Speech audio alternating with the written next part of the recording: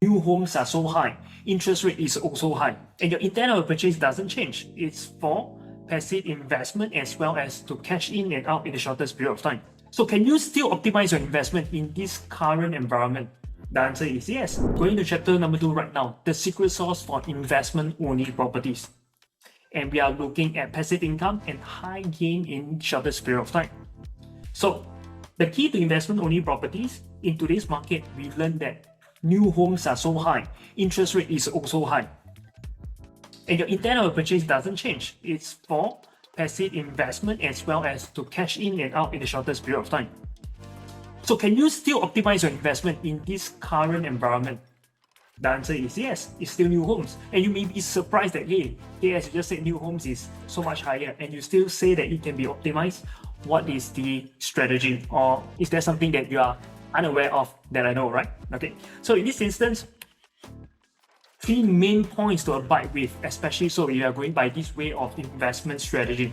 First thing first is, this is not your residence. This property is not something that you buy for stay. It's something solely with zero emotion, numbers, exit strategy, horizon. All thing is part of what you would use to convey as part of your investment strategy. Okay, and then second, this is a pure investment vehicle.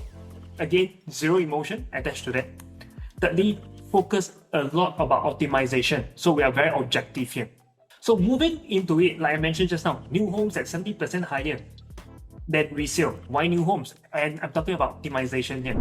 You buy high and you're still trying to optimize. How is that possible? Many would say. So over here, first thing first, we need to take care of this particular factor called margin of safety.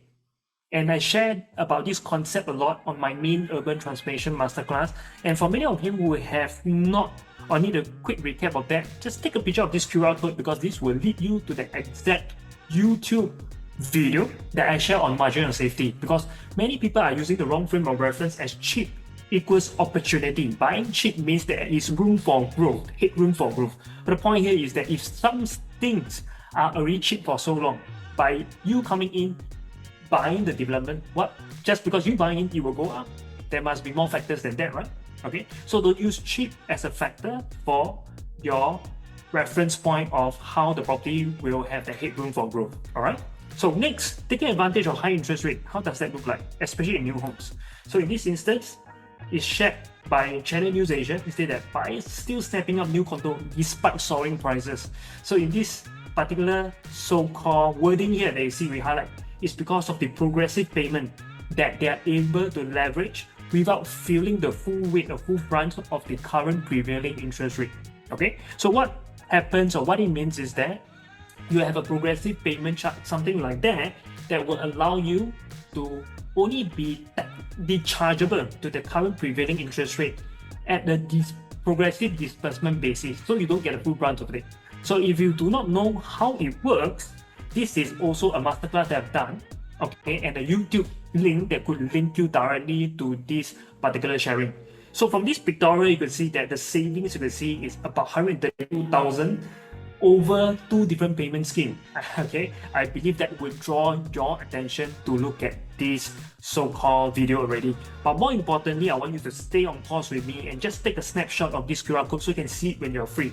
And this is over a 4 years horizon comparison between new homes and resale at a $1.5 million investment. Okay, so this is important if you are waiting out for interest rate to drop, because those who replied one just now, many people wants to wait for interest rate to drop and then enter the market without knowing that interest rate is first raised because to hedge against inflation. And inflation, sad to say, real estate is part of the vehicle or asset that will also inflate through this particular initiative.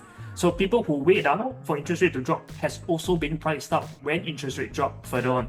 So with that, you may not want to use that as your strategy as well. Okay.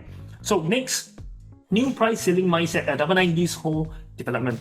So in year 2021, there's a flashback, some so-called milestone review about 2.5, 3 years ago. We had Pasir Ris 8 that launched, and unit was snapped up at a high price of $2,000 per square foot. And prices were also being adjusted multiple times throughout that 12-hour launch window. Okay, and what could be the reason? First could be because it's a new integrated development in the mature estate, and first of its kind in the very tranquil Pasir Ris. Okay, in year 2022, we have the Amor Residences that was launched.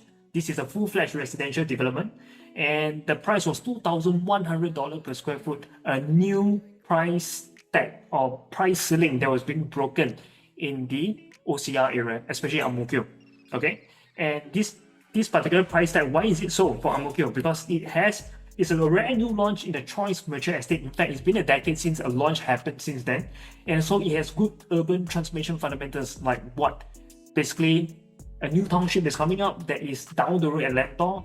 Next, we have very reputable primary school within a kilometer. We have Aitong and also St. Nicholas Girls School, and also that Bright Hill MRT, which is just not too far off. At the same time, being a new MRT and also an interchange with the Cross Island Line.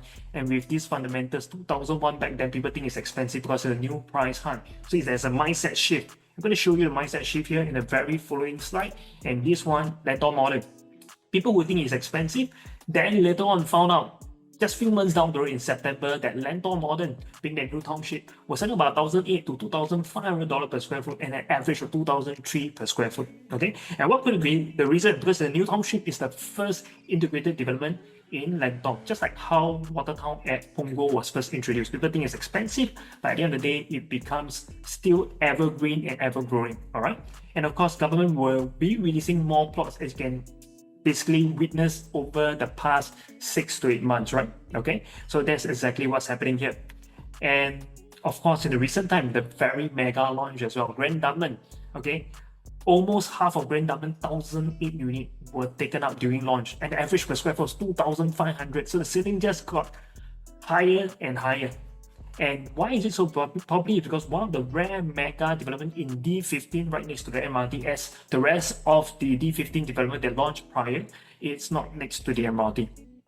So you can see from 2021 to 2022, it's about 5% price adjustment upwards already, just between an integrated and a full-fledged residential development. And give you some context here, integrated development are known to be at least around 15 to 25% price premium than a full-fledged residential development. All right, so with this 5%, it's not the entire so-called silver lining that we are seeing. And of course, from Amor residents to Lentor, we see another further 5% up again. Okay, and from Lentor Modern to Grand Diamond, we see another further 14% higher. Again, that inflation, the price being priced out. All right,